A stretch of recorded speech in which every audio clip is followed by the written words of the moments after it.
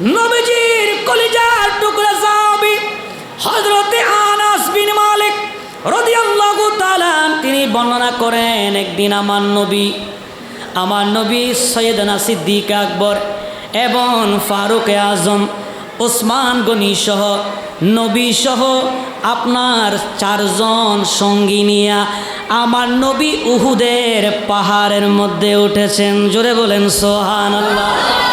সাহাবী কয়জন? 3জন।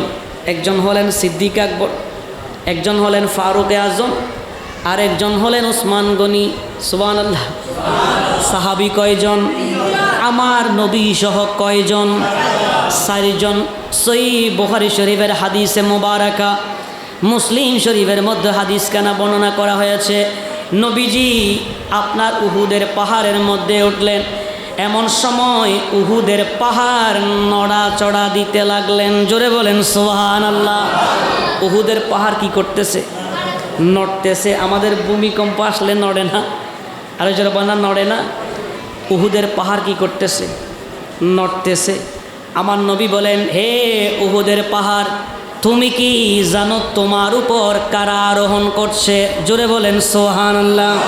আমার নবী বলেন, উহুদের পাহাড়, তোমার এই পাহাড়ের উপরে যারা দাঁড়িয়ে আছে তন্মধ্যে একজন হলেন নবী আর একজন হলেন সিদ্দিক, 2 জন হলেন শহীদ। জোরে বলেন সুবহানাল্লাহ।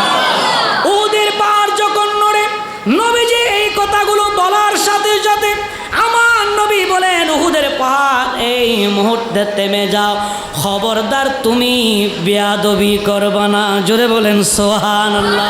এইভাবে আমার নবী পাহাড়কে ডাক দিয়ে বলেন, পাহাড় বেয়াদবি করবা না, থেমে যাও। সাথে সাথে পাহাড় থেমে গেলেন। তার মানে বোঝা যায় আমার নবী বলার সাথে সাথে পাহাড় থেমে গিয়েছিল। এটা হলো আমার নবীর মুজিজা।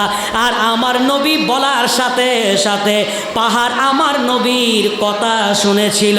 এটাই হলো আমার নবীর আনুগত্য। জোরে বলেন সুবহানাল্লাহ।